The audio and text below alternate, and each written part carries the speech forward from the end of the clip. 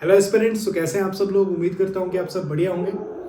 आज सारथी बैच का लेक्चर 3 आपकी स्क्रीन पे है। आज फिर से हम ओबीजी के कुछ टॉपिक्स लेके आए हैं। तो आज का जो टॉपिक हमारा रहेगा वो ओवुलेशन और फर्टिलाइजेशन के ऊपर होगा।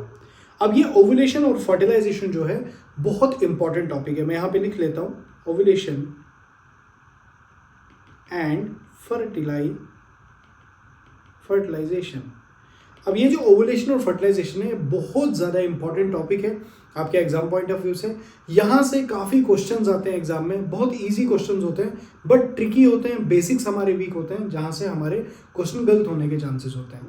तो चलो स्टार्ट करते हैं बिना किसी डिस्ट्रक्शन के। हमारा सबसे पहला क्वेश्चन हमारी स्क्रीन पे है। देखो ये क्वेश्चन जो है आपका जो केरला पीएससी है या जूनियर पीएचएन, ठीक है, ग्रेड सेकंड फेब 2023, काफ़ी रीसेंट क्वेश्चन है, रिसेंटली एग्जाम में आया हुआ है। तो क्वेश्चन क्या है, rupture of mature follicle and release of secondary oocyte। अब ये यहाँ पे क्या बात हो रही है, यहीं से स्टेटमेंट से हमें पता चल रहा है कि रप्चर हो रहा है मैच्योर फॉलिकल का। जो मैच्योर फॉलिकल है वो रप्चर हो रहा है। मैच्योर फॉलिकल मतलब कौन सा, ग्राफिन फॉलिकल रप्चर हो रहा है, यहाँ पे ग्राफिन फॉलिकल की बात हो रही है। And release of secondary oocyte, oocyte के रिलीज को ही हम क्या बोलते थे, ओवुलेशन बोलते थे। On 14th day in 28 day cycle card. अब देखो मैंने क्वेश्चन पढ़ते हुए ही इसका आंसर दे दिया, जरूर आपको आंसर आता होगा इसका। अब ये हमको सिंपली क्या पूछ रहा है कि ये बोल रहा है कि ग्राफिन फॉलिकल, देखो होता क्या है बेसिकली, ओवरी के अंदर जब हम ओवरी की बात करते हैं ना, तो ये अगर ओवरी है, ओवरी के अंदर जो मैच्योर फॉलिकल जब मैच्योर होते हैं, मतलब जो जैसे प्राइमरी oocyte है, ये प्राइमरी oocyte, फिर सेकेंडरी oocyte बनेगा, ठीक है। प्राइमरी oocyte, सेकेंडरी oocyte मतलब प्राइमरी फॉलिकल, पहले कुछ फॉलिकल्स, फिर सेकेंडरी फॉलिकल, फिर टर्शरी फॉलिकल। टर्शरी फॉलिकल के बाद एक मैच्योर फॉलिकल बनता है जिसे हम ग्राफिन फॉलिकल बोलते हैं। ये जो मैं बना रहा हूँ ये मैच्योर फॉलिकल है, इसी को हम ग्राफिन फॉलिकल बोलते हैं। और इसके अंदर एक ग्रीन कलर से जो है ये oocyte है।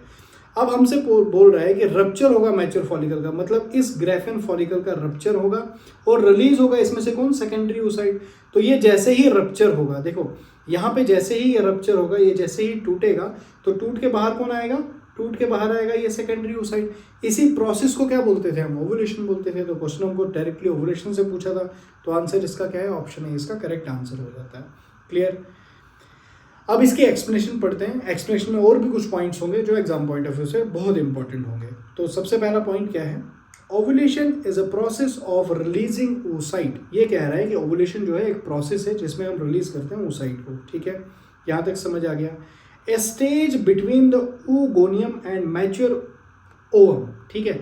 अब ये जो सेकेंडरी oocyte है ये oogoनियम से लेकर आपके मैच्योर ओवम, oogoनियम से मैच्योर ओवम के बीच की ये स्टेज होती है, ठीक है। Due to rupture of graphene follicle, उसी फॉलिकल को जो मैंने मैच्योर फॉलिकल बनाया था उसे ग्राफिन फॉलिकल बोलते हैं। From ovary for the purpose of conception. क्या बोल रहा है basically, for the purpose of conception मतलब ये जो सेकेंडरी oocyte है ये निकला इसलिए है क्योंकि इसे स्पर्म मिले, स्पर्म मिलने के बाद फर्टिलाइजेशन होगी और फर्टिलाइजेशन के बाद जाइगोट, और जाइगोट के बाद एम्ब्रियो बनेगा। मतलब हुआ क्या बेसिकली, फीमेल प्रेग्नेंट हुई, उसे ही हम कंसीव कहते थे, कंसेप्शन कहते थे। इज इट क्लियर, पहला पॉइंट क्लियर हुआ होगा। नेक्स्ट है ओवुलेशन अकर 14th डे। याद रखेंगे हमेशा मेंस्ट्रुअल साइकिल 28 डे का होता है। इन 28 डेज में जो 14th डे होता है उस 14th डे क्या होती है, ओवुलेशन होती है। क्लियर। अभी मेंस्ट्रुअल साइकिल के क्वेश्चंस भी आएंगे, वो टॉपिक भी आएगा, वहां पे वो भी कवर करवाऊंगा, ठीक है। तो ये क्या कह रहा है, ovulation occur 14th day prior to expected next date of menses, so it is best time for conception. अब होता क्या है बेसिकली, 14th डे ओवुलेशन होती है। और याद रखना ओवम की जो लाइफ स्पैन है वो 12 आवर्स से लेकर 24 आवर्स तक की होती है, मतलब एक दिन। तो दैट मीन्स 14th डे जो है वो यहाँ पे चांसेस होते हैं कंसेप्शन के ज़्यादा। क्लियर, मिड साइकिल में। यहाँ तक समझ आ गया। नेक्स्ट क्वेश्चन की ओर बढ़ते हैं। तो नेक्स्ट क्वेश्चन क्या कह रहा है, ओवुलेशन अकर। ये कह रहा है कि ओवुलेशन कब होती है। देखो क्वेश्चन कहाँ आया हुआ है, IGNOU post basic nursing entrance में 2017 का क्वेश्चन आपकी स्क्रीन पे है। अब ये कह रहा है ओवुलेशन कब होती है, तो देखो ऑप्शन में क्या है, 14th day before next menstruation. क्या जो मेंस्ट्रुअल साइकिल आने वाला है उससे जो 14th डे पहले होती है ओवुलेशन। उसके नेक्स्ट कह रहा है 1 वीक आफ्टर मेंस्ट्रुएशन, कि मेंस्ट्रुएशन अभी कंप्लीट हुई उसके एक हफ्ते के बाद ही, मतलब ये 7th 8th डे की बात कर रहा है, तो यहाँ तो बिल्कुल नहीं होती है। 1 वीक बिफोर मेंस्ट्रुएशन, क्या 1 वीक पहले, मतलब ये 27th डे की बात, ये सॉरी 21st डे की या 20th डे की बात कर रहा है, ठीक है। 28 में से 7 निकालो तो कितना आ गया, क्लियर। या 28th डे आफ्टर मेंस्ट्रुएशन, तो बिल्कुल नहीं। यहाँ पे आंसर हमारा क्लियर सामने सामने दिया हुआ है, 14th day before next menstruation. मतलब ये कह रहा है, देखो ये मान के चलो आप फर्स्ट डे, और ये मान के चलो 28th डे, ठीक है, और ये मान के चलो 14th डे, क्लियर। ये कह रहा है 14th day before next menstruation, इसके बाद नेक्स्ट मेंस्ट्रुएशन आएगा, इसके पीछे 14 दिन, तो हाँ एग्जैक्टली यहाँ पे होता है, क्लियर। यहाँ तक बात समझ आ गई। 14th day days before next menstruation, अगले मेंस्ट्रुएशन आने के 14 डे पहले, क्लियर हो गया। यहाँ तक इजी था ये। अब डायग्राम में थोड़ा मैं दिखा देता हूँ, डायग्राम से आपको यहाँ पे क्लियर हो जाएगा थोड़ा सा मेंस्ट्रुएशन का। यहाँ पे आप देख सकते हो, देखो first day, second day, third day, fourth day, fifth day, ये ब्लीडिंग फेज आ गया आपका, क्लियर। इसी को फॉलिकुलर फेज भी कहते हैं। उसके बाद देखो फॉलिकुलर फेज कितना है, 1 to 14, ये पूरा क्या है, फॉलिकुलर फेज है, समझ आ गया। यहाँ पे होता क्या है, शेडिंग भी हो रही होती है, और साथ में जो नया फॉलिकल है, नया oocyte है, वो भी ग्रो होना स्टार्ट हो जाता है। देखो यहाँ पे ग्रो होना स्टार्ट हो गया, धीरे धीरे करके यहाँ पे पूरा मैच्योर फॉलिकल बन गया, और ये मैच्योर फॉलिकल यहाँ ओवम बाहर आ रहा है। 14th डे ओवुलेशन हो रही है, ठीक है। उसके बाद आता है ल्यूटियल फेज, क्लियर। उसके बाद ल्यूटियल फेज, जब मैं आपको मेंस्ट्रुएशन साइकिल आगे पढ़ाऊंगा तो ये डिटेल में आपको समझा दूंगा, क्लियर। नेक्स्ट आगे बढ़ते हैं अपने नेक्स्ट क्वेश्चन की ओर। तो नेक्स्ट क्वेश्चन, अच्छा इसका आंसर क्या था, तो आंसर इसका ए ऑप्शन है। यहाँ पे डायग्राम और दी हुई है, एक डायग्राम और है यहाँ पे, फिर से समझो इस डायग्राम से। डायग्राम्स में ज़्यादा इसीलिए लाता हूँ बिकॉज इनसे काफ़ी समझ में आता है। अब देखो 1 to 5, ये कौन सा फेज आ गया, मेंस्ट्रुअल पीरियड बोलते हैं इसको हम, जिसमें ब्लड आता है, क्लियर, 1 to 5। उसके बाद देखो फॉलिकुलर फेज 12 डे तक, ठीक है, day 1 to 12 the follicular phase, follicle grow हो रहा है, क्लियर। उसके बाद देखो ओवुलेशन 13, 14, 15। अब होता क्या है, एग्जैक्टली 14 भी नहीं होता, बट 14 मान के हम चलते हैं, तो यहाँ पे 13, 14, 15 ओवुलेशन वाला हो गया। उसके बाद ल्यूटियल फेज आ गया, क्लियर, 16 to 28। याद रखना जो ये ल्यूटियल फेज होता है ना, इसको हम सेक्रेटरी फेज भी बोलते हैं, ये फिक्स्ड होता है, ये हमेशा 14 डे का ही होता है, ये 14 डे से ज़्यादा नहीं होता है। और जो फ्लक्चुएशन आती है ना मेंस्ट्रुअल साइकिल में, 28 दिन का ही नहीं है, क्लियर, किसी का 32 दिन का है, किसी का 36 दिन का है, क्लियर। तो उनमें क्या होता है, इस वाले में चेंजेस आएंगे, मतलब जो आपका फॉलिकुलर फेज होगा उसमें डेज बढ़ या कम हो सकते हैं, बढ़ सकते हैं या कम हो सकते हैं, बट जो आपका ल्यूटियल फेज होता है वो हमेशा फिक्स्ड होता है। याद रखना, इस पे क्वेश्चन आए हुए हैं, आगे जब क्वेश्चन करवाऊंगा तब आपको ये कंसेप्ट फिर से दोबारा से रिवाइज हो जाएगा। बढ़ते हैं नेक्स्ट क्वेश्चन की ओर। तो क्वेश्चन कहाँ पे आया हुआ है, राक MSc नर्सिंग 2017 में भी आया है और 18 में भी रिपीट क्वेश्चन। अब ये देखो यहाँ पे देख लो, रिपीट भी होते हैं क्वेश्चन। PYQ इसीलिए इंपॉर्टेंट है कॉज PYQ से आपको डायरेक्टली एग्जाम का माइंडसेट, एग्जामिनर का माइंडसेट पता चलता है, किस तरह के क्वेश्चन आते हैं वो आपको एग्जैक्टली पता चलता है। तो चलो क्वेश्चन देखते हैं क्या है। When is the best time to achieve pregnancy, ये कह रहा है कि प्रेगनेंसी अटेन करने का बेस्ट टाइम क्या है। मैंने पहले ही आपको कुछ देर पहले ही बता दिया कि जब ओवुलेशन होगी तभी तो स्पर्म देने का मतलब है। मतलब आप अगर देखो, आपको पता है कुछ केसेस में ऐसा भी देखा गया है कि कपल्स जो हैं वो इंटरकोर्स भी कर रहे हैं बट उनको कंसीव नहीं हो पा रहा, तो डॉक्टर्स जो हैं उनको इंटरकोर्स के लिए एक फर्टाइल पीरियड बताते हैं, कुछ डेज बताते हैं कि इन डेज पे रिक्वायर्ड है कि आपको इन डेज पे क्वाइटस परफॉर्म करना है। और कुछ लोग उस विंडो पे, जो ओपन विंडो थी, उसी में क्वाइटस परफॉर्म नहीं कर रहे थे और वो परेशान हो रहे थे कि हमें कोई प्रॉब्लम तो नहीं है, क्लियर। तो ये मेंस्ट्रुअल साइकिल का नॉलेज आपको एटलीस्ट आपको तो ज़रूर होना चाहिए।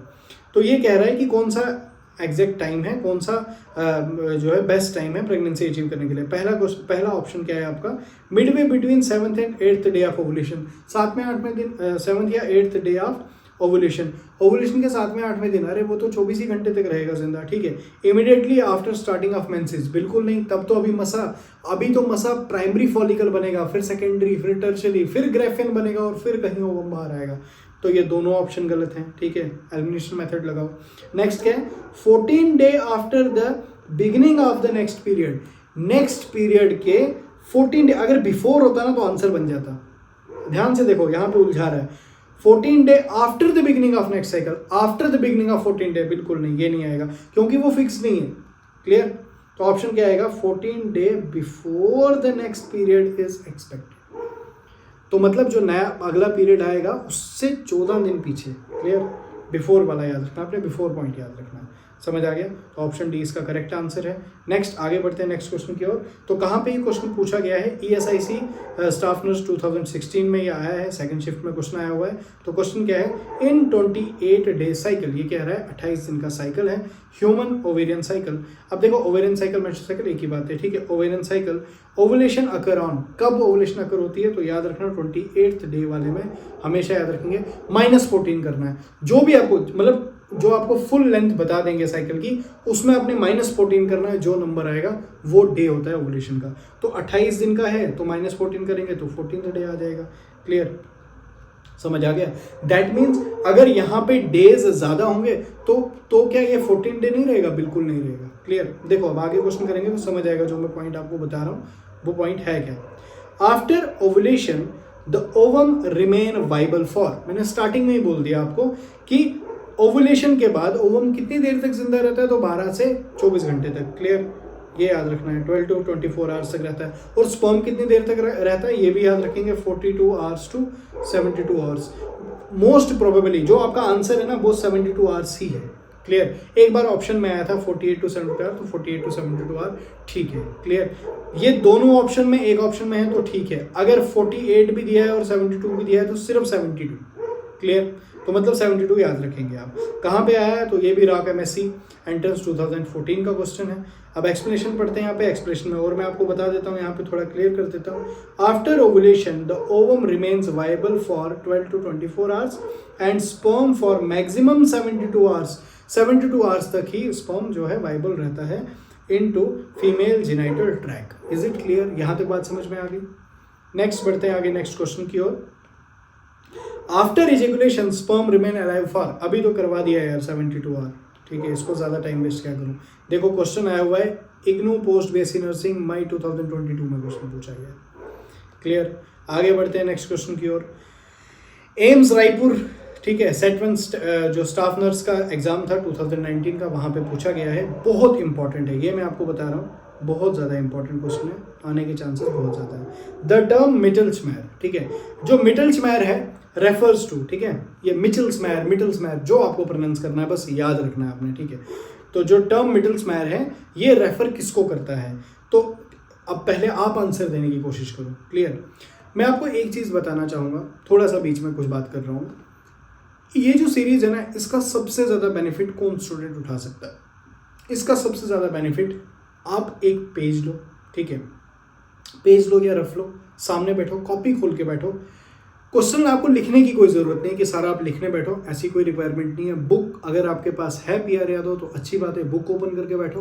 बुक नहीं है तो कोई बात नहीं, बुक का एक एक क्वेश्चन मैं करवा रहा हूँ, सारा लिखने की ज़रूरत नहीं है। बस जैसे भी मिटल्समैयर अगर आपने अभी सुना है तो इसकी मैं डेफिनेशन, इसके कुछ कुछ पॉइंट्स मैं आपको बता दूंगा, आपने शॉर्ट वो पॉइंट्स लिखने हैं, थ्योरी लिखने नहीं बैठना है। लिख के आपने पूरे BSc में, GNM में, पोस्ट BSc में लिखा ही तो है, उस लिखने का कोई खास बेनिफिट नहीं है। खुद आप एग्जाम में अपनी नोटबुक लेके नहीं जा रहे हो, अपना दिमाग लेके जा रहे हो, तो यहाँ पे उसको उतारने की कोशिश करो।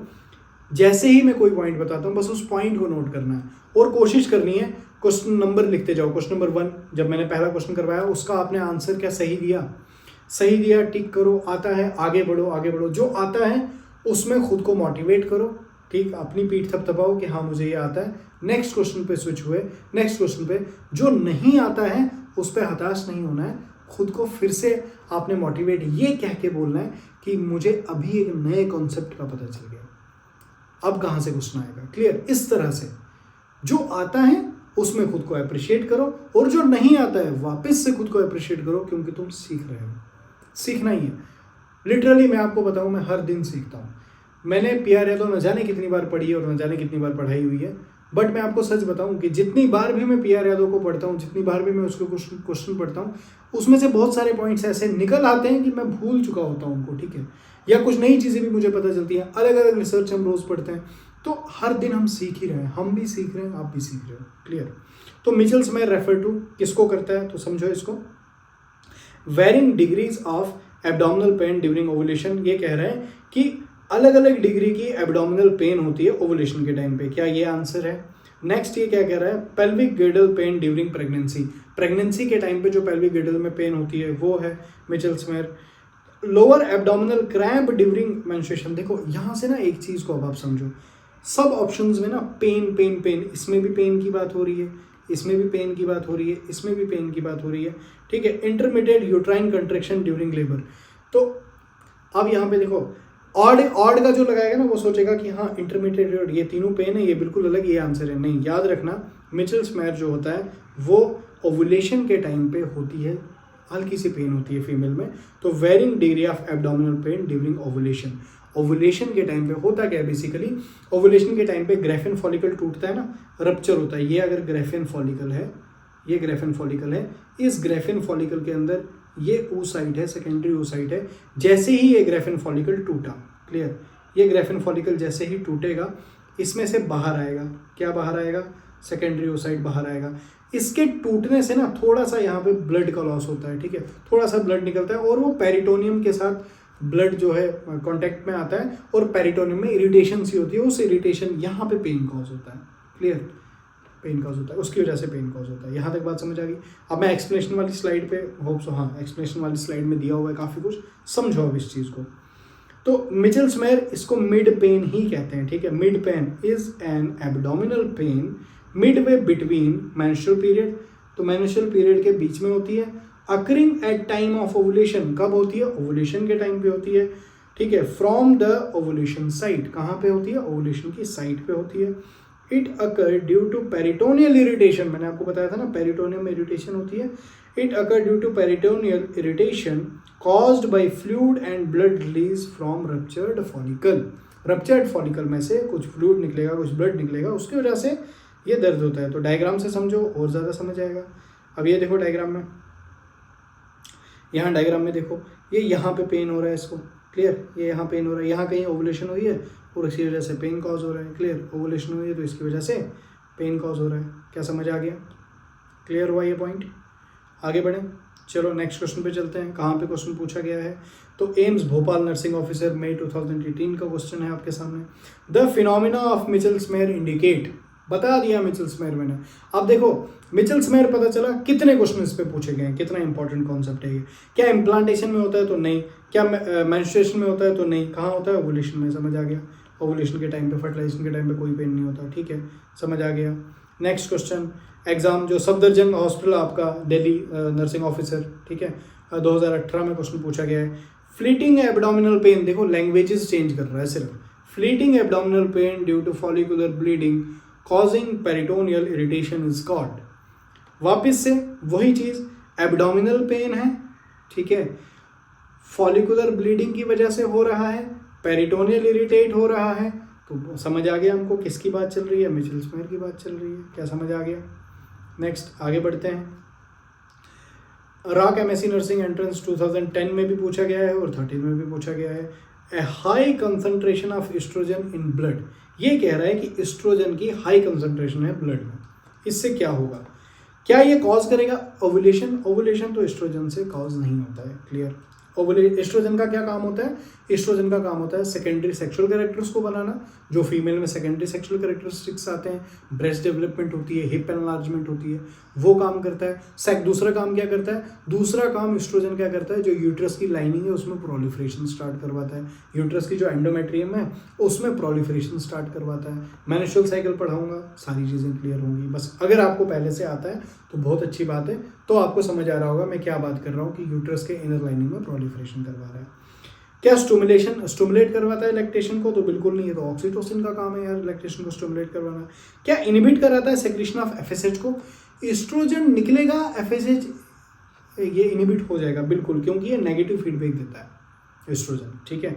अब ये हार्मोनल कंट्रोल में आपको आगे बता ही दूंगा पूरा कि कैसे हाइपोथैलेमस से जीएनआरएच आ रहा है, फिर उस जीएनआरएच से एफएसएच एलएच निकलता है, वो एफएसएच का क्या काम है, फिर एफएसएच एलएच जो है एक्ट करते हैं ओवरी के ऊपर, फिर ओवरी जो है निकालती है एस्ट्रोजन को। अब ओवरी तो एस्ट्रोजन को निकालती है, लेकिन ओवरी में कौन निकालता है, डेवलपिंग फॉलिकल्स निकालते हैं, ग्रेफिन फॉलिकल। उसके बाद प्रोजेस्ट्रॉन निकालती है ओवरी में प्रोजेस्ट्रॉन कौन निकालता है, तो कार्पस लुटियम निकालता है। समझ आ गया, आगे बताऊंगा, डिटेल में बताऊंगा, टेंशन नहीं लो, ठीक है। Is one cause of osteoporosis? तो बिल्कुल नहीं, ऑस्टियोपोरोसिस का काज ये बिल्कुल नहीं है। हाई कंसंट्रेशन एस्ट्रोजन का, उल्टा एस्ट्रोजन का कम कंसंट्रेशन हो जाता है तो उससे ऑस्टियोपोरोसिस होता है। जैसे मीनोपॉज में क्या होता है, मीनोपॉज में एस्ट्रोजन की मात्रा कम हो जाती है फीमेल में, एस्ट्रोजन की मात्रा कम हो जाती है, उसकी वजह से जो बोन है वो फ्रेजाइल हो जाती है, ऑस्टियोपोरोसिस, इसलिए फीमेल को फ्रैक्चर के चांसेस ज़्यादा बढ़ जाते हैं, पैथोलॉजिकल फ्रैक्चर होना स्टार्ट हो जाता है। चलो इसकी एक्सप्लेनेशन देखते हैं क्या दिया हुआ है। तो क्या लिखा हुआ है, high concentration of estrogen in the female and testosterone in the male, ये सुप्रेस करते हैं secretion of FSH and GnRH by negative feedback mechanism. ये नेगेटिव फीडबैक मैकेनिज्म देते हैं। क्यों देते हैं नेगेटिव फीडबैक? तभी तो ये साइक्लिक मैनर में सब चल रहा है। आप एक चीज को समझो, मेंस्ट्रुअल साइकिल रखा हुआ है ना नाम, हार्मोन्स के कंट्रोल में चल रहा है। नेक्स्ट टॉपिक, नेक्स्ट जो क्लास आएगी वो मेंस्ट्रुअल साइकिल के ऊपर आएगी, वहाँ पे मैं आपको डिटेल में सारी चीज़ें समझा दूंगा कि कैसे हार्मोन कंट्रोल, ठीक है, एचपीओ एक्सिस कैसे काम करती है, ठीक है, हाइपोथैलेमस कैसे काम कर रहा है, पिट्यूटरी कैसे काम कर रहा है, ये सारी चीज़ें मैं आपको एक्सप्लेन करूंगा। एक स्टूडेंट का कमेंट बीच में आया था कि सर प्लीज़ थ्योरी क्लास को भी करवाओ। मैं आपको फिर से एक चीज़ बता रहा हूँ, थ्योरी पढ़ने का कोई बेनिफिट नहीं है इस टाइम पे। रीज़न क्यों मैं थ्योरी के इतना खिलाफ हूँ, कॉज आपने पूरी बीएससी में थ्योरी तो पढ़ी है, जीएनएम में थ्योरी तो पढ़ी है, पोस्ट बीएससी में थ्योरी तो पढ़ी है। अभी जो एग्जाम्स आपने निकालने हैं ना, उसमें क्वेश्चन प्रैक्टिस करनी बहुत इंपॉर्टेंट है। क्वेश्चंस को इग्नोर मत करो, वहाँ पे थ्योरी नहीं लिखनी। मेन गेम क्या है, देखो अभी तक आपने बीएससी जीएनएम जो भी किया ना, वहाँ पे क्वेश्चन पेपर में क्वेश्चन डिसाइड करता था कि क्वेश्चन कितना टफ है। लेकिन जो ये गेम एमसीक्यू का होता है ना, एमसीक्यू में क्वेश्चन डिसाइड नहीं करता कि क्वेश्चन कितना टफ है, उसके ऑप्शंस डिसाइड करते हैं कि क्वेश्चन कितना टफ है। वो ऑप्शन इतने क्लोज दे देगा, वो ऑप्शन इतने घुमा के दे देगा कि आप परेशान हो जाओगे कि इसका क्या सही आंसर क्या है। समझ आ रहा है? तो जिस अप्रोच से मैं आपको भी एमसीक्यूज करवा रहा हूँ ना, ये अप्रोच को सीखने की कोशिश करो।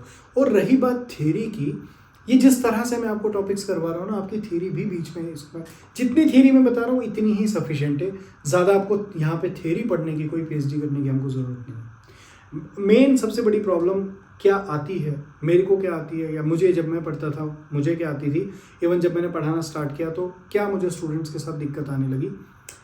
होता क्या है बेसिकली, हम ना जो ये मेडिकल नॉलेज है ना, हमको समझ में रखना है कि हमें कहाँ पे रुकना है, हमें कहाँ पे, क्योंकि ये अथाह सागर है। इसको तुम जितना डीप डेप्थ में जाओगे ना, उतनी डेप्थ खोदते जाओ, गड्ढा घुसते जाओ। मेन टारगेट आपको आपका एग्जाम क्लियर करना है। आपके एग्जाम में क्या क्वेश्चन आ रहे हैं वो आपसे बनना चाहिए, वो आपका सॉल्व होना चाहिए, क्योंकि जॉब लेना ही हमारी जो है अभी इस टाइम पे टारगेट है। तो आप उतना ही पढ़ो जितना एग्जाम में पूछा जा रहा है। ज़्यादा एक ही टॉपिक में घुस के उसकी बिल्कुल डेप्थ में जाएंगे, फिर अब कुछ मैंने स्टूडेंट ऐसे भी देखे, कुछ मेरे साथी भी ऐसे थे जो बीडी चौरसिया पढ़ रहे थे, है ना, एनाटमी फिजियोलॉजी की। भाई कहाँ, मुझे डॉक्टर तो नहीं बनना, क्लियर, मुझे नर्सिंग ऑफिसर बनना है, मेरे को वो एग्ज़ाम निकाल रहा है, तो उसके लिए जो बुक्स हैं वो बुक्स मुझे स्टैंडर्ड बुक्स पढ़नी है, सिलेक्शन लेनी है, बात खत्म होगी। अब देखो पढ़ने बैठोगे तो फिर कितना ही पूरी उम्र पढ़ते रहोगे, पढ़ाई खत्म नहीं होगी, बस जॉब सिक्योर करो, ठीक है।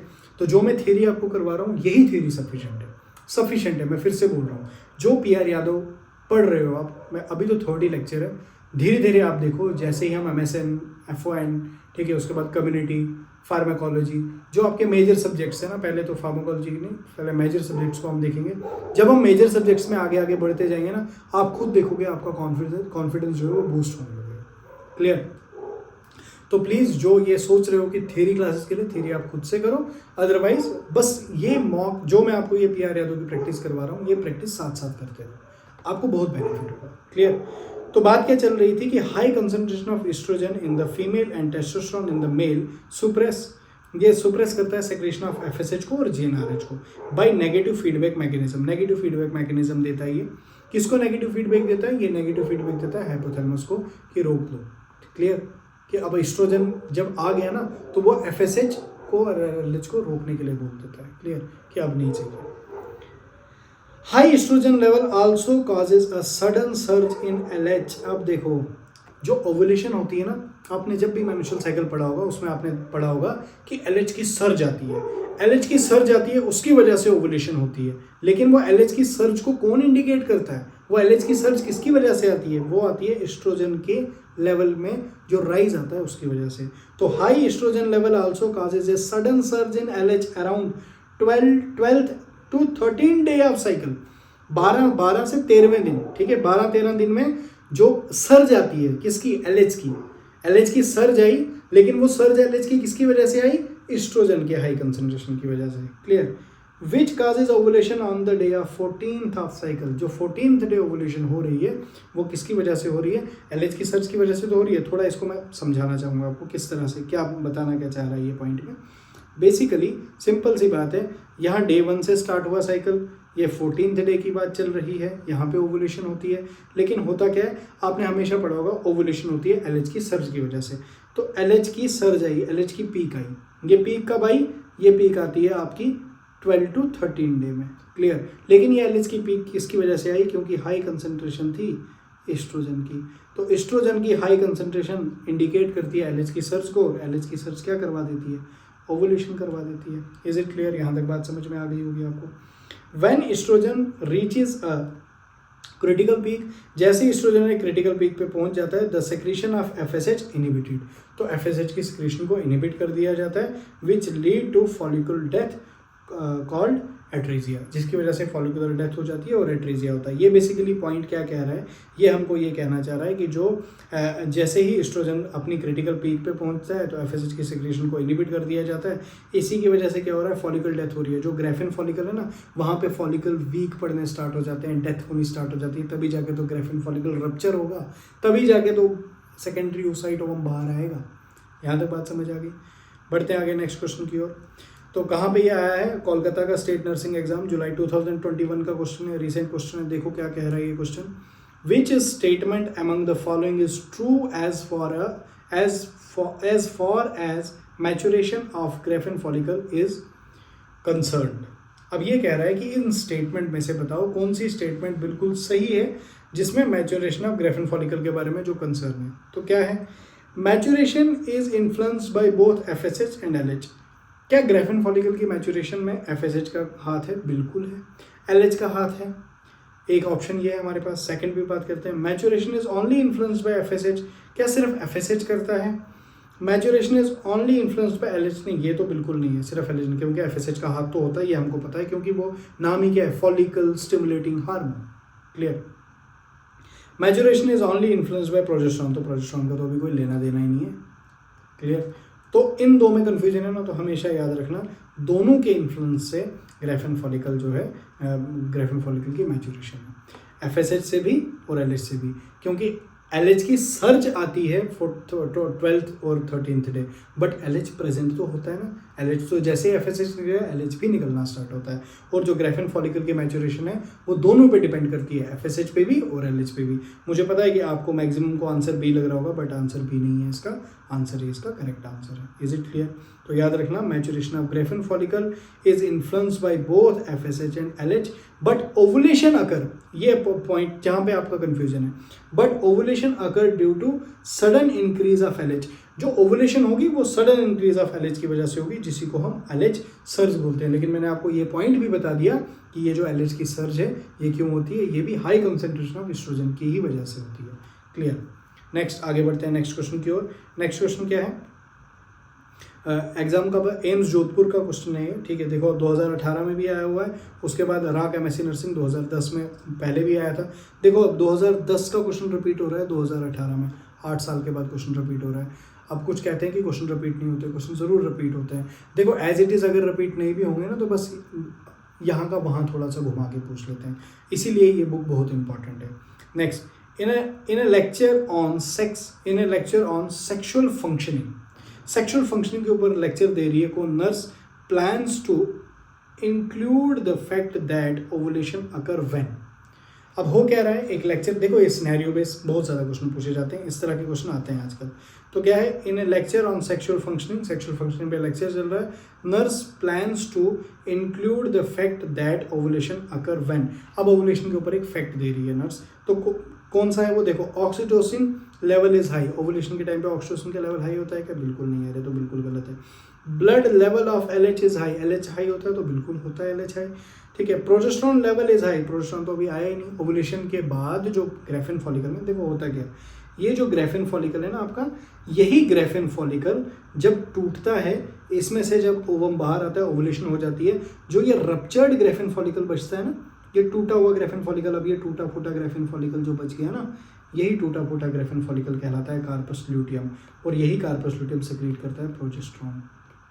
बहुत इंपॉर्टेंट कॉन्सेप्ट है, क्लियर। अब ये मैंने यहाँ पे लिख दिया, ये शायद आपको नहीं दिख रहा होगा, चलो मैं एक बार ना इसको इस साइड करके दिखा देता हूँ आपको, ये यहाँ पे करके दिखा देता हूँ, सॉरी यहाँ पे नहीं होगा, ये दोबारा बता देता हूँ, दोबारा से बता देता हूँ, कॉज कुछ स्टूडेंट्स को शायद ये चीज़ नहीं पता हो, और तो सब बाकियों को तो पता ही होगी, बहुतों को। जो ये ग्राफिन फॉलिकल है, ये ग्राफिन फॉलिकल, इस ग्राफिन फॉलिकल के अंदर होता है कौन, सेकेंडरी oocyte, क्लियर। अब ये ग्राफिन फॉलिकल टूटता है, ये ग्राफिन फॉलिकल टूटा, रप्चर हुआ, ये टूट गया, इस ग्राफिन टूटे हुए ग्राफिन फॉलिकल से बाहर आ गया कौन, ओवम बाहर आ गया। अब ये जब सेकेंडरी oocyte या ओवम बाहर आता है, इसी प्रोसेस को हम बोलते हैं ओवुलेशन। क्यों होती है ओवुलेशन, क्योंकि LH की क्या आई थी, सर्ज, LH की सर्ज की वजह से ये ओवुलेशन हुई थी, क्लियर। LH की सर्ज कब आती है, तो 12 to 13 डे में।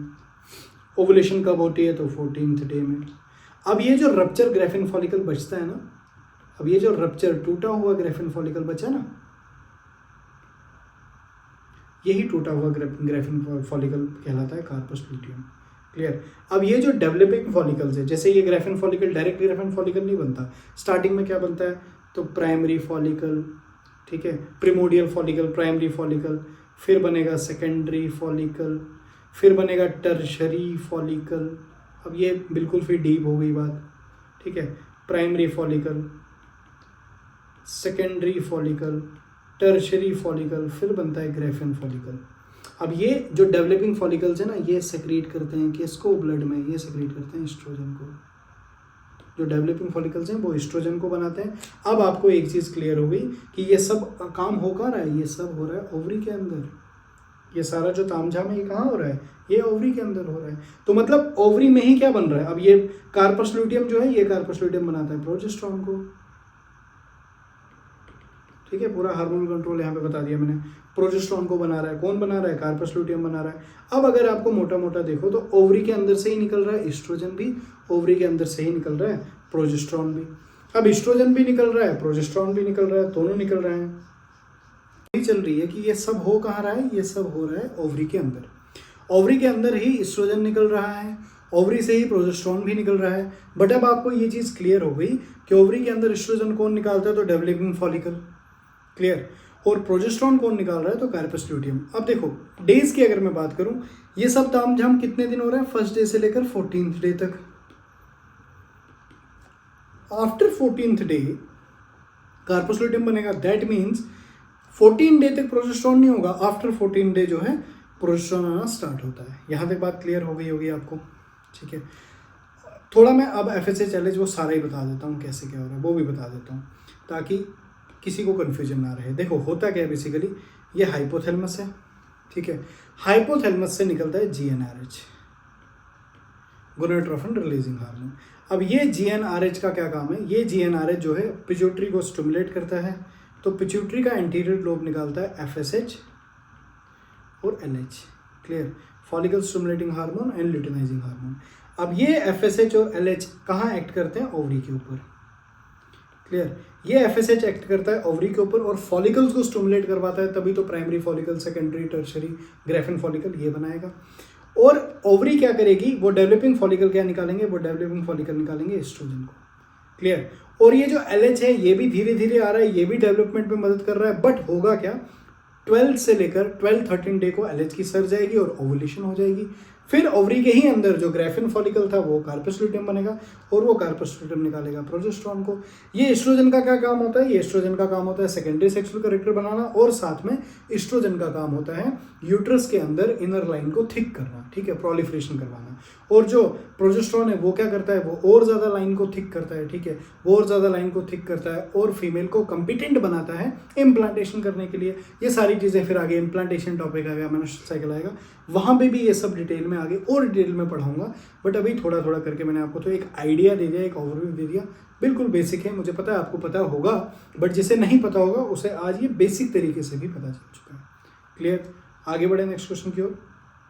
हाँ, पहले एक्सप्लेनेशन देख लो। अब देखो यहाँ सारा कुछ दिया हुआ है, ये एक्सप्लेनेशन बहुत इंपॉर्टेंट है, ध्यान से समझना, एक एक लाइन को ध्यान से देखेंगे, समझेंगे। In female LH is responsible for ovulation, जो फीमेल में LH रेस्पॉन्सिबल है ओवुलेशन के लिए, एंड द डेवलपमेंट और formation of the corpus luteum. तो LH क्या कर रहा है, एक तो ओवुलेशन करवाता है, और ये LH जो है कार्पस लुटियम की डेवलपमेंट के लिए रेस्पॉन्सिबल होता है LH। क्लियर? लुटिनाइजिंग हार्मोन जो है कार्पस लुटियम की डेवलपमेंट के लिए, इसीलिए तो लुटिनाइजिंग हार्मोन स्टार्टिंग में कम आता है, लेकिन जैसे ही कार्पस लुटियम बनेगा तो फिर LH की सर्च तो आई थी, अब वो ज़्यादा अमाउंट में आना स्टार्ट होगा। Clear? And the secretion of progesterone, तो प्रोजेस्टेरॉन की सेक्रेशन कौन करवा रहा है, corpus luteum, but corpus luteum को मेंटेन करके कौन रखता है, luteinizing hormone. Clear? Sudden increase in level of LH cause release of an egg from an ovarian mature और ग्रेफियन फॉलिकल। ठीक है, या तो ओवेरियन मैच्योर फॉलिकल या ग्रेफियन फॉलिकल, दोनों में, मतलब ये ग्रेफियन फॉलिकल को ही मैच्योर फॉलिकल भी बोलते हैं। यहाँ से ओवुलेशन कौन काज करवा रहा है, सर्ज किसकी, LH की। क्लियर? इसी को हम LH सर्ज कहते हैं, LH की जो हाई कंसंट्रेशन है। Ovulation occur about 24 hour after LH surge, बहुत इंपॉर्टेंट पॉइंट है। ओवुलेशन कब होती है, तो LH की सर्ज के बाद होती है, लेकिन कब, LH की सर्ज होती है ओवुलेशन से 24 घंटे पहले। तो मतलब ओवुलेशन के 24 घंटे बाद क्या होगा, ये LH की सर्ज के 24 घंटे बाद क्या होगा, ओवुलेशन। क्लियर? एग्जामिनर कंफ्यूज करके पूछता है यहाँ पे, वो आपको ऐसे पूछेगा कि बताओ LH की सर्च के कितनी देर के बाद ओवुलेशन होती है, तो 24 घंटे बाद। या तो उल्टा करके पूछता है कि बताओ ओवुलेशन में या LH की सर्च कब होती है, ओवुलेशन से कितनी पहले LH की सर्च आती है, तो 24 आवर पहले। क्लियर? नेक्स्ट है FSH, follicle stimulating hormone initiates the development of premature ovarian follicle. ये जो प्रीमैच्योर ओवेरियन फॉलिकल से इनकी डेवलपमेंट करवाता है कौन, follicle stimulating hormone, into mature ovarian follicle, जिसको हम ग्रेफियन फॉलिकल बोलते हैं, टू डेवलप मैच्योर oocyte, और उसके अंदर मैच्योर oocyte डेवलप हो रहा होता है। But for ovulation LH is essential. हालांकि जो मैच्योरेशन थी फॉलिकल्स की वो करवाता है FSH है, बट ओवुलेशन के लिए कौन इंपॉर्टेंट है, तो लुटिनाइजिंग हार्मोन इंपॉर्टेंट है। होप सो आपको अच्छे से समझ आ रहा होगा। अगर आपको अच्छे से समझ आ रहा है तो प्लीज़ वीडियो को लाइक करो और साथ में शेयर करो। यार देखो, ये ऐसा कंटेंट जो है ना, मैं ये चाहता हूँ कि हर एक नीडी स्टूडेंट के पास ये कंटेंट पहुँचे, फ्री ऑफ कॉस्ट है। ये बेसिक्स से मैं पढ़ा रहा हूँ, बेसिक्स से एडवांस तक लेके जाऊँगा, तो हर एक स्टूडेंट के पास ये वीडियो पहुँचे, ये आपका काम है। और एक आपसे रिक्वेस्ट है, जैसे आप वीडियो ओपन करते हो, जैसे मैं अभी आपको एक वीडियो अपनी ओपन करके दिखाऊंगा, जैसे ये लेक्चर सामने आपकी स्क्रीन पे आता होगा, इसमें ना आप देखते हो, सबसे पहले तो आप वीडियो को लाइक किया करो, यहाँ पे आपने लाइक कर दिया, उसके बाद शेयर कर दिया करो अपने जो भी आपके वेल विशर्स हैं उनके साथ, अपने स्टूडेंट्स के साथ शेयर किया करो, साथ में कमेंट ज़रूर किया करो। अब देखो ये जो कमेंट सेक्शन है ना, इस कमेंट सेक्शन को स्वाइप आपने लेफ्ट की तरफ करना है। जैसे ही आप स्वाइप लेफ्ट करोगे ना, देखो यहाँ लेफ्ट की तरफ स्वाइप करोगे, हाइप का ऑप्शन आता है, इस हाइप को आपने टैप करना है। ये हाइप आपने दबा दिया, ये हाइप आपने कर दिया, बस ये हाइप आपने करना है। आपका एक हाइप इस वीडियो को बूस्ट करेगा, ठीक है। आपसे कोई फीस नहीं मांगी जा रही, कोई चार्जेस नहीं लिए जा रहे इस कंटेंट के, बस आपकी इतनी ही सी एक फीस है, इतना सा एक फेवर है मेरे लिए कि आप हर वीडियो को हाइप किया करो। वीक में 2-3 बार ही आप वीडियो हाइप कर सकते हो, बट प्लीज़ जितना हो सके वीडियो को हाइप करो, शेयर करो, कमेंट करो, ठीक है, साथ में लाइक भी ज़रूर किया करो। चलो अब डिस्ट्रैक्ट नहीं होते हैं, वापस आते हैं टॉपिक पे। नेक्स्ट क्वेश्चन क्या है आपकी स्क्रीन पे? नेक्स्ट क्वेश्चन आपका इग्नू पोस्ट बीएससी नर्सिंग मई 2022 में भी आया हुआ है और सफदरजंग ESIC में भी पूछा गया है। क्वेश्चन क्या है? देखो, एक ही क्वेश्चन मल्टीपल एग्जाम्स में आया है। Which of the following hormone cause ovulation? अभी पढ़ा दिया है यार, बस ज़्यादा टाइम वेस्ट नहीं। Luteinizing hormone. आगे बढ़ते हैं नेक्स्ट क्वेश्चन की ओर। Ovulation and development of corpus luteum is influenced by which of the following hormone? Ovulation कौन करवा रहा है? LH करवा रहा है। अब डेवलपमेंट ऑफ कार्पस लुटियम पीछे ही पढ़ लिया हमने, कौन करवा रहा है? LH करवा रहा है। देखो वो एक पीछे एक बेसिक पढ़ाने का फायदा। कितने क्वेश्चन देखो, अब ये क्वेश्चन आया कहाँ है? एम्स पटना स्टाफ नर्स 2015 में पूछा गया है। उसके बाद क्वेश्चन कहाँ है? IGNOU post BSc nursing entrance 2017 का क्वेश्चन है। Which hormone stimulate oocyte maturation, oocyte को मैच्योरेशन कौन करवाता है? फॉलिकल्स को कौन मैच्योर करवाता है? तो फॉलिकल स्टिमुलेटिंग हार्मोन। ज़्यादा सोचना ही नहीं है, आगे बढ़ते हैं। Next, Himachal Pradesh SSC staff nurse 2020 का क्वेश्चन है, ovulation occur under the influence of, किसकी वजह से ओवुलेशन होती है? तो यार कितनी बार पढ़ लिया, ल्यूटिनाइजिंग हार्मोन। अब ये ल्यूटिनाइजिंग हार्मोन कहाँ से निकलता है? तो पिट्यूटरी से। पिट्यूटरी का एंटीरियर है पोस्टीरियर? तो एंटीरियर याद रखेंगे। क्लियर। नेक्स्ट आगे बढ़ते हैं नेक्स्ट क्वेश्चन की ओर। तो नेक्स्ट क्वेश्चन कहाँ पूछा गया था? एग्जाम ESIC जो स्टाफ नर्स है 2016 मार्च सेकंड शिफ्ट में क्वेश्चन पूछा गया। एलएच सर्च अगर, कब आती है एलएच की सर्च? मैंने बताया था ना पीछे पढ़ाते हुए कि क्वेश्चन पूछते हैं, तो देखो पूछ लिया। कब आती है एलएच की search? 24 hours after ovulation. Ovulation के बाद? यार ओवुलेशन तो होती है एलएच की सर्च की वजह से, तो इसके बाद कैसे होगा? तो सरासर गलत है। During ovulation? तो बिल्कुल नहीं, ओवुलेशन के दौरान नहीं, इसी से तो ओवुलेशन आएगी, बात वही आ गई। 24 आवर बिफोर ओवुलेशन? तो बिल्कुल सही, 24 घंटे ओवुलेशन से पहले होती है। 4 डेज वाला ये तो बिल्कुल नहीं है। क्लियर। नेक्स्ट आगे बढ़ते हैं नेक्स्ट क्वेश्चन की ओर। नेक्स्ट क्वेश्चन क्या है? ESIC स्टाफ नर्स 2016 मार्च में क्वेश्चन पूछा गया है। क्या है question? The increase in basal body temperature after ovulation is due to. अब होता क्या है, ओवुलेशन के बाद बॉडी में थोड़ा सा टेम्परेचर बढ़ता है, ठीक है, फीमेल में थोड़ा सा टेम्परेचर बढ़ता है, माइनर सा। कितना बढ़ता है? तो 0.3 से 0.5 डिग्री सेल्सियस बढ़ता है, ठीक है, याद रखना। तो the increase in basal body temperature after ovulation is due to. Ovulation के बाद ऐसा क्या हुआ? क्या एस्ट्रोजन की वजह से? एस्ट्रोजन तो पहले से ही था, तो नहीं। क्या एलएच की वजह से? एलएच भी तो पहले से ही था, नहीं। गोनाडोट्रोपिन रिलीजिंग हार्मोन भी तो पहले। नई चीज़ हुई क्या? नया चीज़ प्रोजेस्टेरॉन आया मार्केट में। कार्पस ल्यूटियम ने प्रोजेस्टेरॉन को बनाना शुरू किया, तो मतलब नई चीज़ तो यही प्रोजेस्टेरॉन है। तो ये प्रोजेस्टेरॉन की वजह से थोड़ा सा माइनर सा टेम्परेचर राइज होता है। तो देखो 0.3 से 0.5 degree Celsius rise in basal body temperature after ovulation is occur due to increase production of progesterone. Is it clear? यहाँ तक बात समझ आ रही है? नेक्स्ट आगे बढ़ते हैं। देखो जिस तरह से अभी आपको ये कॉन्फिडेंस आ रहा है ना कि हाँ हर क्वेश्चन निकल रहा है, थ्योरी नहीं पढ़ी ना हमने, लेकिन बीच में कितनी थ्योरी लपेट ली हमने। इसी तरह से सारे सब्जेक्ट्स को करेंगे। बस आप मुझ पर भरोसा रखो, जितना हो सकता है सपोर्ट करो, जितना हो सकता है वीडियोस को शेयर करो, सारथी बैच हर नर्सिंग स्टूडेंट के पास पहुंचा दो। आप मुझे मोटिवेट करते रहो, मैं आपको पढ़ाने में बिल्कुल कोताही नहीं बरतूंगा। अभी तो वीक में 2 वीडियोज़ आ रही हैं, 2 लेक्चर्स आ रहे हैं, बट मैं आपसे प्रॉमिस करता हूँ 1-2 वीक के बाद वीक के 3 लेक्चर, हर दिन छोड़ के 1 लेक्चर आएगा। तो लेक्चर की टाइमिंग ऐसे रहेगी, मंडे लेक्चर आएगा, ठीक है, Monday, Wednesday and then Friday. तो वीक में 3 लेक्चर्स आएंगे और लेक्चर अच्छे ड्यूरेशन के होंगे, मोर देन 45 मिनट्स के ऊपर होंगे, घंटे तक का लेक्चर। देखो ज़्यादा लंबा इसलिए नहीं बना पाते हैं हम, रीज़न उसका ये है, एक तो अपलोड में दिक्कत आता है, उसके बाद एडिटिंग में दिक्कत आती है, तो बहुत सारी चीज़ों में दिक्कत आती है, इसलिए ज़्यादा लंबी ड्यूरेशन की वीडियोज़ नहीं बना रहे हैं। क्लियर। नेक्स्ट क्वेश्चन क्या है? तो नेक्स्ट है ESIC स्टाफ नर्स 2016 जो कि मार्च में पूछा गया है। Drug of choice for induction of ovulation is. तो बताओ वो कौन सा ड्रग ऑफ चॉइस हम यूज़ करते हैं, इंड्यूस करवाते हैं ओवुलेशन को, मतलब ओवुलेशन करवाते हैं।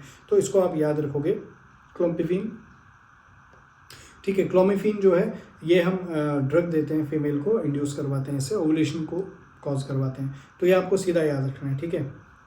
क्लोमिफेन जो है हम यूज ड्रग ऑफ चॉइस होता है। अब आप मुझे कमेंट में ना ये 3 ड्रग्स के बारे में बताओ, ठीक है। डायनाजोल किस काम आता है, ठीक है। उसके बाद इथाइल एस्ट्राडायोल, ठीक है, लेवोसिस्ट्रोन, ये सब मुझे आप कमेंट में बताओगे, ठीक है।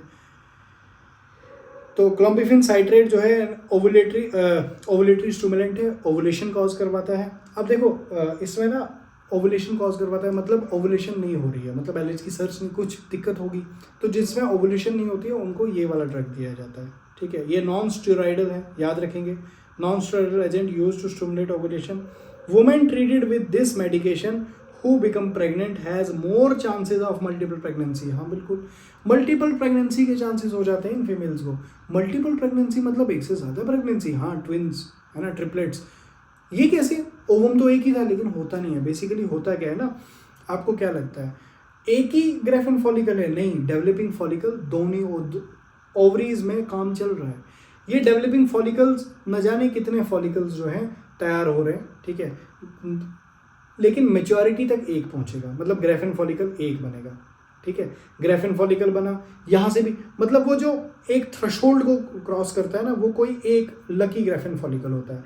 लेकिन जो ये ड्रग है ये क्या करता है, वहाँ पे और भी कुछ फॉलिकल्स होंगे, उन फॉलिकल्स को भी रप्चर करवा के उनमें से क्या निकलवा लेगा, oocyte निकलवा लेगा, तो मल्टीपल प्रेगनेंसी के चांसेस बढ़ जाते हैं। क्लियर। नेक्स्ट, ये ESIC स्टाफ नर्स 2010 का क्वेश्चन है। ये क्वेश्चन क्या बोल रहा है हमें, अ फीमेल पेशेंट गेटिंग क्लोम्पिफिन, अब क्लोम्पिफिन साइट्रेट दे दी हमने, अब ड्रग ऑफ चॉइस आपने पढ़ा, ये ओवुलेशन कॉज करवाएगा, थेरेपी पे है, during pregnancy the risk of which complication में इंक्रीज, मल्टीपल प्रेगनेंसी। यार क्या सोचना है ज़्यादा, सीधा आगे बढ़ते हैं। नेक्स्ट क्वेश्चन, हाँ इंपॉर्टेंट, एक नया कॉन्सेप्ट।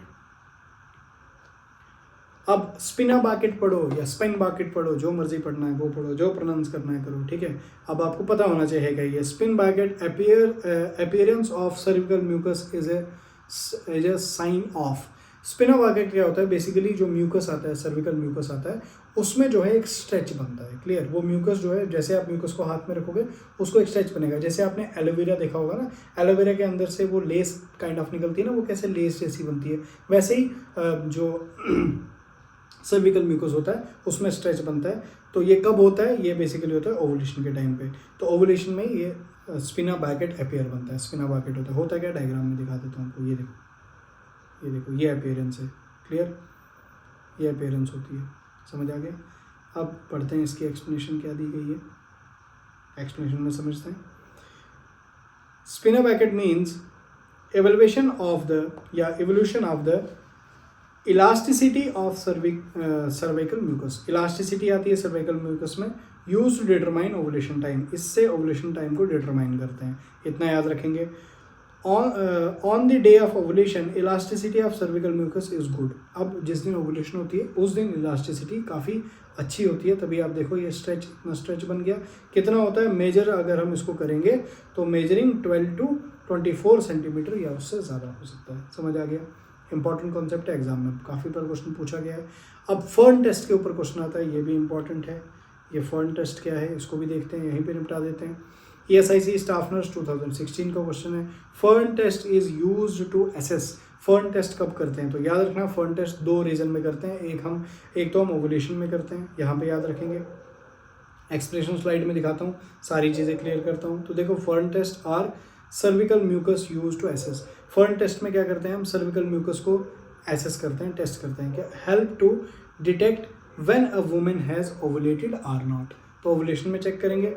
कंफर्म करते हैं rupture of membrane by microscopy. देखो, फीमेल की प्रेगनेंसी के बाद, आफ्टर प्रेगनेंसी, बेबी जब माँ के पेट में है, तो कहीं जो वो फ्लूइड है, वो फ्लूइड कहीं लीक तो नहीं हो रहा है, ठीक है, एमनियोटिक फ्लूइड कहीं लीक तो नहीं हो रहा है, बैग कहीं रप्चर तो नहीं हो गया, उसको भी चेक करने के लिए हम फर्न टेस्ट करते हैं। तो क्या लिखा है, confirm the rupture of membranes by microscopic examination of a sample of derived vaginal fluid at term के टाइम पे। क्या है ये फर्न टेस्ट, समझो जरा इस फर्न टेस्ट को। तो देखो फर्न टेस्ट के बारे में क्या लिखा हुआ है यहाँ पे, क्या लिखा है यहाँ पे, तो देखो, the fern test is diagnostic procedure used in obstetric and gynaecology to detect the presence of amniotic fluid in the vagina. एक तो एमनियोटिक फ्लूइड वेजाइना में चेक करने के लिए हम करते हैं, जो कि इंडिकेट करेगा, indicating pre mature rupture of membrane. तो PROM, प्री मैच्योर रप्चर, ये अपने इंपॉर्टेंट पॉइंट है, बहुत इंपॉर्टेंट है। Pre mature rupture of membrane को डिटेक्ट करने के लिए हम फर्न टेस्ट करते हैं। It involve examining derived vaginal secretion under a microscope for a characteristic fern-like crystal pattern caused by amniotic fluid salt। amniotic fluid में salt होता क्या है बेसिकली, ये म्यूकस को लेते हैं, टेस्ट ट्यूब में रखते हैं, जो आपकी स्लाइड होती है, ठीक है, उसके ऊपर, टेस्ट स्लाइड के ऊपर रखते हैं, माइक्रोस्कोप के अंदर देखते हैं, तो ये फर्न की तरह अपीयरेंस बना देगा अगर उस वाइजाइनल फ्लूइड में एमनियोटिक फ्लूइड प्रेजेंट होगा, क्योंकि उसके साल्ट की वजह से। क्लियर। तो इससे क्या पर्पज़ क्या है, एंड क्लिनिकल यूज, पर्पज है इसका क्लिनिकल यूज। तो क्लिनिकल यूज में हम इसका यूज करते हैं। रप्चर ऑफ मेम्ब्रेन को देखने के लिए यूज करते हैं। Use to diagnostic amniotic fluid leakage including premature rupture of membrane. साथ में ओवुलेशन और फर्टिलाइजेशन में भी यूज करते हैं। ओवुलेशन में sometime use to assess estrogen level are determine ovulation timing. तो ओवुलेशन टाइमिंग को भी देखते हैं। As cervical mucus also produce a fern like pattern around ovulation. ये देखो इस तरह से जो है फर्न की तरह अपेयरेंस हो रही है। समझ आ गया? तो ये आपका था फर्न टेस्ट। नेक्स्ट आगे बढ़ते हैं नेक्स्ट क्वेश्चन की ओर। तो नेक्स्ट क्वेश्चन क्या है? The process of fusion of the spermatozoa with the mature ovum is called. यार ये तो अब बच्चे को पता है। स्पर्म और एग जुड़ रहे हैं तो क्या बोलेंगे इसको? फर्टिलाइजेशन बोलेंगे। तो ये फर्टिलाइजेशन का प्रोसेस है। एग और स्पर्म आ रहे हैं, साथ में मिल रहे हैं। क्लियर? तो इसे क्या बोलेंगे? फर्टिलाइजेशन। Is it clear? आगे बढ़ो नेक्स्ट क्वेश्चन की ओर। नेक्स्ट क्वेश्चन एम्स ऋषिकेश में पूछा हुआ है 2023 में, उसके बाद केरला पीसीएस में 2023 में, जीएमसीएच 2022 में। जिसने प्रीवियस ईयर जीएमसीएच का किया होगा उसके बाद केरला पीसीएस दिया होगा तो 1 सेकंड में आंसर निकला होगा। जिसने जीएमसीएच 2022 का ये क्वेश्चन पढ़ा होगा उसने एम्स ऋषिकेश का पेपर 23 में दिया है तो एकदम से निकला होगा। आज जो भी क्वेश्चन आप पढ़ रहे हो, अगर इनमें से कोई भी क्वेश्चन आपके एग्जाम में आता है तो आप 1 सेकंड में उसका आंसर दे दोगे। मैं आपको बता रहा हूँ ना, पीआर यादव इतनी हेल्पफुल बुक है। बहुत ज़्यादा नर्सिंग एस्पिरेंट्स को इसने सिलेक्शन करवाई है। मुझे नहीं लगता कि कोई भी ऐसा नर्सिंग एस्पिरेंट होगा जिसने पीआर यादव नहीं पढ़ी होगी। इतनी इंपॉर्टेंट बुक है। नेक्स्ट आगे बढ़ते हैं। Which of the following is the common site for fertilisation. तो हमेशा याद रखना एम्पुला में फर्टिलाइजेशन होती है। एम्पुलरी रीजन में एम्पुला फैलोपियन ट्यूब, वहाँ पे फर्टिलाइजेशन होती है। पिछले लेक्चर्स में भी शायद मैं ये बता चुका हूँ। तो एम्पुला कहाँ पे होता है? फैलोपियन ट्यूब के 3 पार्ट्स हैं। क्या क्या है? देखो, सबसे पहले तो इन्फेंडिबुलम आ जाता है फैलोपियन ट्यूब के अंदर। ये इन्फेंडिबुलम में ये फिम्बरी आ जाता है। ये आगे फिम्बरी, ये आगे फिंगर लाइक प्रोजेक्शन फिम्बरी। ये किस लिए होती हैं? क्योंकि यहाँ से जो ओवम आएगा उसको कलेक्ट करने के लिए, या यहाँ से जो सेकेंडरी ओसाइट आएगा। ये एम्पुलरी रीजन आ गया, सबसे ब्रॉड रीजन होता है। ये इस्थमस आ गया। क्लियर? तो ये आपकी आ गई क्या? Fallopian tube. नेक्स्ट आगे बढ़ते हैं नेक्स्ट क्वेश्चन की ओर। तो next question RUHS MSc nursing entrance 2019 में पूछा गया है। क्वेश्चन क्या है? Fertilisation of 2 ova released in different menstrual cycle is known as.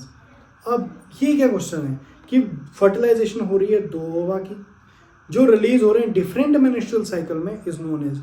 मतलब 2 मेंस्ट्रुअल साइकिल, अलग अलग मेंस्ट्रुअल साइकिल में 2 ओवा निकले और वो फर्टिलाइज हो गए। इसको क्या बोलेंगे? याद रखना, इसको हम बोलते हैं सुपरफिटेशन। क्लियर? अब ये सुपरफिटेशन क्या है या सुपरफिसेंटेशन क्या है, इन दो में बहुत कंफ्यूजन होती है।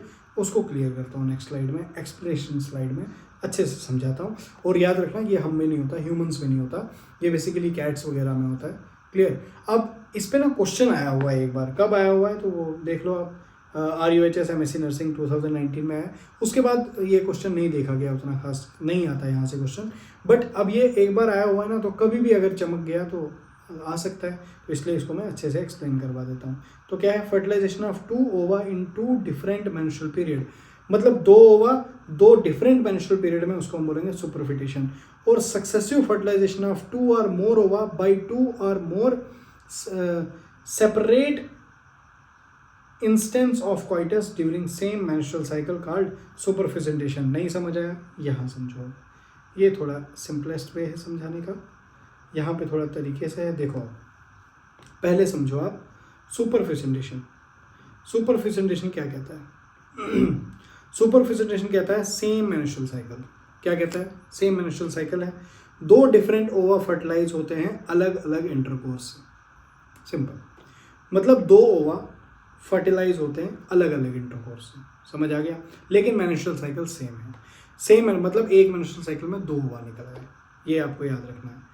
फीमेल ने एक साइकिल में 2 बार इंटरकोर्स किया है। यहाँ पे फीमेल ने एक साइकिल में 2 बार इंटरकोर्स किया है। मतलब डिफरेंट टाइम पे इवन डिफरेंट मेल पॉसिबल हो सकता है। तो ये ऑर्गेनिज्म की बात हो रही है, ठीक है। कैट्स वगैरह में ऐसा होता है। दोनों बार स्पर्म ने अलग ओवा फर्टिलाइज किया और रिजल्ट क्या हुआ? ट्विन हुए। यूजुअली डाइजाइगोटिक होंगे, 2 जाइगोट्स बनेंगे। तो की पॉइंट एग्जाम के लिए क्या याद रखोगे? सेम साइकिल, सेम प्रेगनेंसी और डिफरेंट स्पर्म। साइकिल भी सेम है, प्रेगनेंसी भी सेम है, सेम ड्यूरेशन भी होगी प्रेगनेंसी की, क्योंकि एक ही मेंस्ट्रुअल साइकिल में 2 ओवा आए थे। बस स्पर्म डिफरेंट हो गए। अब वो एक ही मेल के भी स्पर्म हो सकते हैं या अलग अलग मेल्स के स्पर्म हो सकते हैं। सुपरफिटेशन क्या है फिर? सुपरफिसेंटेशन तो ये आ गया। क्लियर? सुपरफिटेशन क्या है कि डिफरेंट मेंस्ट्रुअल साइकिल, यहाँ पे मेंस्ट्रुअल साइकिल डिफरेंट हो गया। मतलब एक मेंस्ट्रुअल साइकिल में एक एग आया हुआ था, उसको स्पर्म मिला हुआ था, बाद में प्रेगनेंसी के दौरान ही कहीं उस फीमेल को फिर से एक एग वापस से कोई मेंस्ट्रुअल साइकिल में कोई एग और आ गया और वापस से क्वाइटस हुआ होगा। ह्यूमंस में तो ये पॉसिबल ही नहीं है। क्लियर, समझ आ गया? तो क्या है different menstrual cycle, already pregnant होने के बाद दोबारा ओवुलेशन प्लस फर्टिलाइजेशन, ठीक है। सिंपल अगर देखें तो पहले से प्रेगनेंसी चल रही थी, फिर भी बॉडी ने दोबारा ओवम रिलीज किया, फिर फर्टिलाइजेशन हुई, सेकंड फीटस डेवलप हुआ, मतलब प्रेगनेंसी ड्यूरेशन आगे पीछे हो गई। तो रियलिटी चेक क्या है, ह्यूमंस में एक्सट्रीमली रेयर है, ऑलमोस्ट इम्पॉसिबल होता है। ह्यूमंस में ऐसा नहीं होता, क्योंकि ह्यूमंस में क्या होता है, सिंपली जब प्रेगनेंसी होती है तो ओवुलेशन होती नहीं है, प्रेगनेंसी में मेंस्ट्रुअल साइकिल सीजेशन हो जाता है। क्लियर? तो की पॉइंट एग्जाम के लिए आपको क्या याद रखना है कि different cycle, different gestational age body, तो रेयर केस है ह्यूमंस में।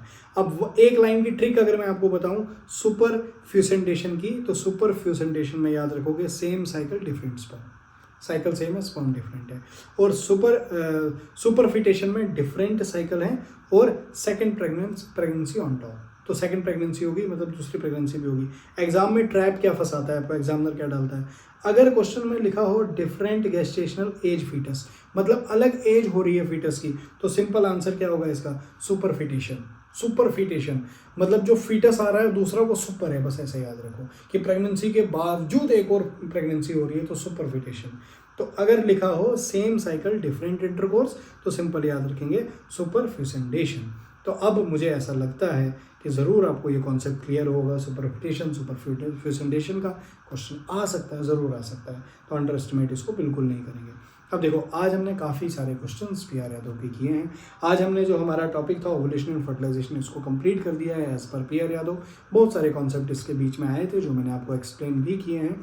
अब एक चीज़ याद रखना, आज जो भी आप रिवीजन जो भी हमने अभी पढ़ा उसको अभी साथ साथ रिवाइज भी कर देंगे। क्यों रिवाइज करना बहुत इंपॉर्टेंट है, क्योंकि जो आज रिवाइज करेगा वही एग्जाम क्लियर करेगा, याद रखना। तो आज हमने क्या क्या पढ़ा, तो आज हमको समझ में आया कि 14 डे ओवुलेशन होती है, 14वें दिन पे ओवुलेशन होती है, और 14 डे बिफोर नेक्स्ट मेंस्ट्रुएशन, तो बिफोर नेक्स्ट मेंस्ट्रुएशन याद रखना, 14 day before next menstruation ovulation होती है। और सेकंड चीज़ हमने क्या देखी, ओवम की वाइबिलिटी कितनी होती है, तो जो सेकेंडरी ओसाइट है वो 12 से लेकर 24 आवर्स तक वायबल होता है।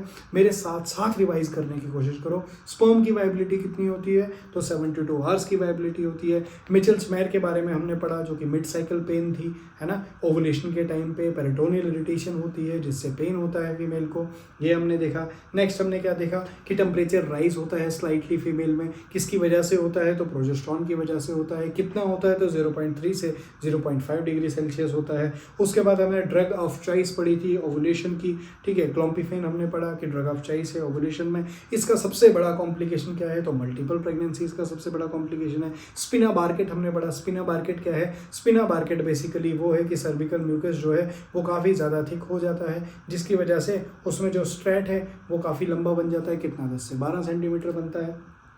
उसके बाद हमने फर्न टेस्ट के बारे में जाना कि फर्न टेस्ट क्या है। फर्न टेस्ट बेसिकली दो कंडीशंस में, हम दो कंडीशंस को कंफर्म करने के लिए हम कर सकते हैं। एक तो ओवुलेशन को कंफर्म करने के लिए कर सकते हैं, या pre mature rupture of membrane को कंफर्म करने के लिए कि प्री मैच्योर रप्चर हो गया है मेम्ब्रेन का प्रेग्नेंट फीमेल की, और उसमें से एमनियोटिक फ्लूइड जो है उसके वजाइना में थोड़ा बहुत आया है, तो डिटेक्ट करते हैं वजाइनल फ्लूइड को। अगर उसमें फर्न लाइक अपीयरेंस हुई, that means pre mature rupture of membrane हो चुका है। और हमने क्या पढ़ा, तो और हमने अभी सुपरफिटेशन और सुपरफ्यूसेंटेशन के बारे में जाना। तो आज के लेक्चर में हमने ये बहुत सारी चीज़ें पढ़ी हैं। इससे पहले हमने पहले लेक्चर में क्या पढ़ा था, तो पहले लेक्चर में हमने सिंपल वेजाइना के बारे में देखा था, है ना। रिप्रोडक्टिव ऑर्गन फीमेल के उसके बारे में हमने जाना था, vagina, fallopian tube, uterus, cervix सब हमने पढ़ा था। सेकेंड लेक्चर में हमने थोड़ा और डीप गए, ओवरीज वगैरह को देखा था, है ना। और थर्ड लेक्चर जो अभी हम पढ़ रहे हैं, तो अभी हमने क्या पढ़ा, अभी हमने ओवुलेशन और फर्टिलाइजेशन के बारे में जाना। अब जो नेक्स्ट लेक्चर आएगा आपका फोर्थ लेक्चर, वो मेंस्ट्रुअल साइकिल के ऊपर आएगा। डेडिकेटेड एक ही लेक्चर मेंस्ट्रुअल साइकिल के ऊपर, बहुत सारे क्वेश्चन प्रैक्टिस करेंगे उसके ऊपर भी। तब तक के लिए आपने बस एक काम करना है कि पीआर यादव सारथी बैच को जितना हो सके उतना शेयर करो, और 3 कम्युनिटीज़ में आपको ज़रूर जुड़ना है हमारी टीम के साथ। सबसे पहले व्हाट्सएप ग्रुप को ज्वाइन करो। व्हाट्सएप ग्रुप को तीनों के लिंक्स आपको यूट्यूब के डिस्क्रिप्शन में मिल जाएंगे। नहीं पता चल रहा है तो इंस्टाग्राम को फॉलो करो, मैसेज करो, डीएम करो, वहाँ पे आपको लिंक भेज दूंगा मैं व्हाट्सएप का, वहाँ से ज्वाइन करो। अदरवाइज़ अगर आपको डायरेक्ट आप डिस्क्रिप्शन में जाओगे, तीनों के लिंक मिलेंगे। टेलीग्राम को भी फॉलो कर दो, टेलीग्राम को भी ज़रूर वहाँ पे फॉलो करो, क्योंकि टेलीग्राम में बहुत सारी PDF जो मैं क्वेश्चन प्रैक्टिस मॉक ड्रिल्स डाल रहा हूँ रोज़, AI जनरेटेड मॉक ड्रिल्स आती हैं। क्लियर। अब होता क्या है उसमें, हम क्वेश्चंस खुद डालते हैं, स्लाइड्स प्रिपेयर करते हैं, उसमें पूरी एक लैब चलता है। मैंने उसका तरीका बताया हुआ है पहले भी कि कैसे आपने वो करना है। उसमें आपने पहले क्वेश्चंस को देखो, है ना, कॉपी लो और वहाँ पे आंसर दो, उसके बाद मैच करो कि आपके कितने मार्क्स बन रहे हैं। क्लियर, वो भी देखो। तो प्लेलिस्ट में जाओ, काफ़ी सारी चीज़ें आ रही हैं। तो PR यादव का तो बैच अब चल ही रहा है, इसको कंप्लीट हमने करना ही है। तो कैसा लगा आपको ये वीडियो कमेंट सेक्शन में ज़रूर बताओ। मैं वापस से कह रहा हूँ, लाइक ज़रूर करो वीडियो को, कमेंट्स अपने ज़रूर दो, क्योंकि आपके इतने प्यारे प्यारे कमेंट्स आ रहे हैं ना, जो अब मुझे मन कर रहा है कि नहीं, जितना जल्दी हो सके, जितना ज़्यादा हो सके उतना अपना कंटेंट स्टूडेंट्स को दिया जाए। बिकॉज टीम भी काफ़ी मोटिवेटेड है कि नहीं, PR यादव का काफ़ी ज़्यादा अच्छा रिस्पॉन्स है, बहुत स्टूडेंट्स की हेल्प हो रही है। और हमें बस यही चाहिए कि हर एक, चाहे गांव के किसी भी कोने में किसी भी कोई भी स्टूडेंट जो नीडी स्टूडेंट है, जो नर्सिंग की प्रिपरेशन कर रहा है, उसे उस तक क्वालिटी कंटेंट पहुंचाना, यही PNW का सपना है, यही पैरामेडिक्स एंड नर्सिंग बोर्ड का सपना है। तो इसलिए हमारे सपने को पूरा करने के लिए जितना हो सके इन वीडियोज़ को शेयर करो। PR यादव की जो PR यादव है वो जाना ही जाए इस सारथी बैच से। तो इस तरह से इस वीडियो को शेयर करो, साथ में हाइप ज़रूर किया करो। तब तक के लिए थैंक यू सो मच। मिलते हैं अपने नेक्स्ट लेक्चर में। God bless you, best of luck.